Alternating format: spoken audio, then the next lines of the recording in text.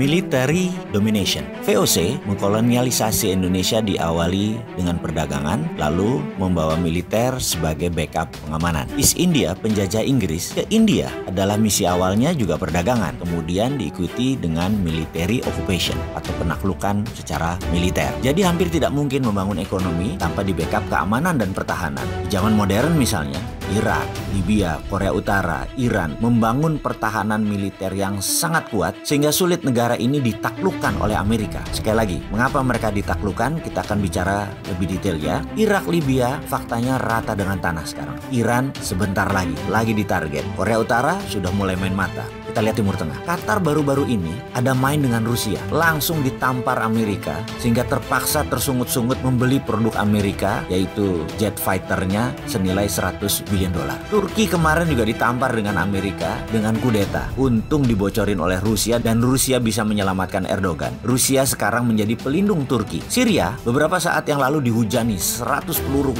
kendali exocet oleh Amerika dari kapal induk mereka. Tapi hanya 21% yang masuk. Sisanya diblok dengan umbrella roket Rusia. Semua di counter bloknya di udara. Terlihat Rusia sangat kuat ternyata pertahanan militernya. Amerika serang Syria tersebut hanya bertahan sehari kemudian mundur lagi. Amerika kalah di Syria. Rusia pemenangnya. Dan ini adalah military domination. Kita lanjut tentang military domination. Cina menekan Nepal. Cina perang dengan India di Kashmir. Cina menekan Myanmar. Semua dengan militer karena mereka semua adalah home soilnya Cina. Dengan Taiwan, dengan semua negara Cina yang nempel di perbatasan, Cina menekan mereka semua. Karena bagi Cina penting menjaga border darat tersebut. Secara kalkulasi, untuk urusan military domination, Amerika masih nomor 1 di dunia. Amerika anggarannya adalah 1.000 billion dolar per tahun. Sementara kalau dibandingkan Indonesia, hanya 109 triliun atau 9 billion dolar alias gak sampai 1%-nya anggaran militer Amerika. Bisa dibayangkan. Dan military industry adalah penyumbang devisa 20%